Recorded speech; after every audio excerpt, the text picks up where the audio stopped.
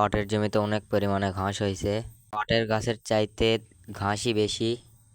এই জন্য পাটের জমিতে আমরা সার দিতে আসলাম। বৃষ্টির কারণে পাটগুলো নেড়ানো যাচ্ছে না।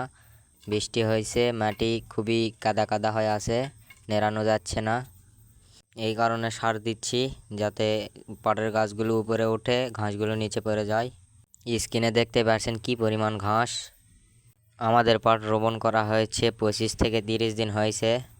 তো এখন এমনিতেই পাটের গাছে সার দিতে হয়, আমরা ঘাসের জন্য একটু বেশি পরিমাণে দিচ্ছি।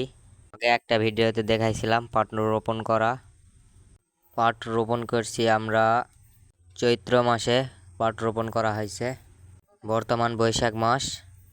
পাটের ঘাস বেশি হওয়ার কারণ হলো পাট রোপণ করার পর আমরা ঘাসগুলো বেছে নেইনি, কারণ বৃষ্টি হয়েছিল পাট রোপণ করার পর, ওই জন্য আমরা ঘাসগুলো বেছে নিতে পারি নাই।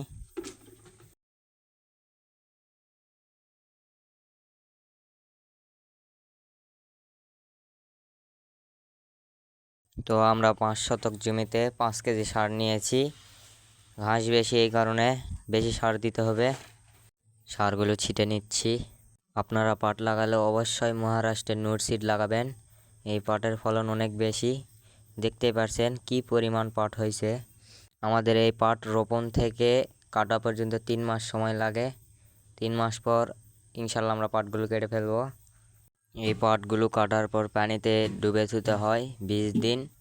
20 দিন ডুবে থাকার পর পাটগুলো আমরা সংরক্ষণ করতে পারি। আপনারা তো হয়তো অনেকেই জানেন না পাট থেকে কি হয়।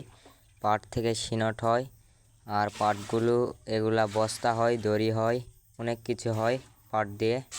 মহারাষ্ট্রে নুট সিড লাগাবেন, এটা প্রতি বিঘায় 15 মণ পাট নামে। আলহামদুলিল্লাহ আজকে একটু রোদ উঠছে, তো সার দেওয়ার পাশাপাশি একটু ঘাসও নেড়ে দিচ্ছি।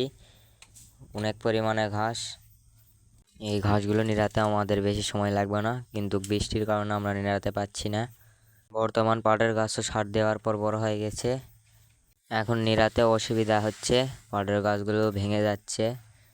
খুব সাবধানে পাটগুলো নিড়াতে হচ্ছে। আমি বারবার বলেছি আপনারা পাট লাগালে মহারাষ্ট্রের নুট সিড লাগাবেন। আমাদের এতগুলো পাটের গাছ লাগবে না, এখান থেকে কিছু পাটের শাক তুলে নিয়ে বিক্রিও করা হবে। মূলত আমরা বিক্রয় করার জন্য পাটের বেশি রোপণ করছি। আপনারা হয়তো জানেন শুধু পাট বিক্রয় হয়, কিন্তু পাটের সাথে পাটের সিনটটাও বিক্রয় হয়। আপনারা বিঘাতে 1 লাখ টাকা পাট বিক্রয় করলে সিনট বিক্রয় করবেন 40 থেকে 30 হাজার টাকা।